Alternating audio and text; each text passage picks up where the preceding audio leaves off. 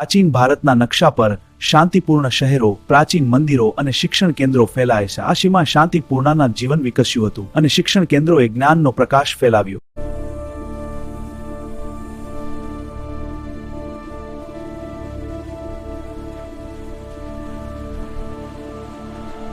સામ્રાજ્યની સ્થાપના ચંદ્રગુપ્ત આઈ દ્વારા થઈ હતી. અમે આ રાજ્યને એક શક્તિશાળી માં સંભાળીશું. તેમના શાસનથી ભારતમાં એક શક્તિશાળી રાજ્ય ઊભું થયું. સમુદ્રગુપ્તને મહાન વિજેતા માનવામાં આવે છે. આગળ વધો, શત્રુઓને હરાવો. વિક્રમ પ્રતિશોધ સામ્રાજ્ય વિસ્તરશે કે ચંદ્રગુપ્ત બંડીના સમયમાં સામાન્ય કાસ્તમી વેપારો અને વિદ્વાન જે કાત્રમાનો આ વેપારોના સમૃદ્ધ હતા. આ સમય સુવર્ણ યુગ તરીકે ઓળખાય છે. આ સમયમાં વિજ્ઞાન અને ગણિતમાં મોટો વિકાસ થયો. ઘણા વિદ્વાનો દ્વારા મહત્વપૂર્ણ શોધો કરવામાં આવી.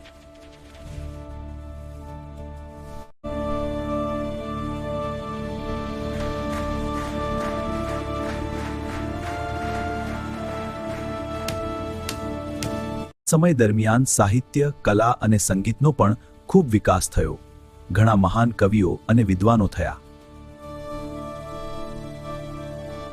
गुप्त युग में शिक्षा का बहुत विकास हुआ और कई शिक्षा केंद्र स्थापित हुए.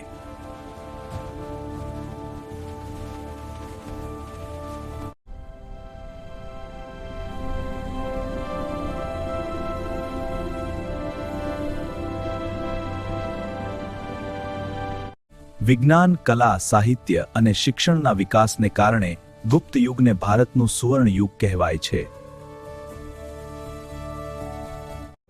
પાઠક સાહેબની આ યુટ્યુબ ચેનલ લાઇક અને સબસ્ક્રાઇબ કરવાનું ભૂલશો નહીં. Channel address Pathak Madhusudan.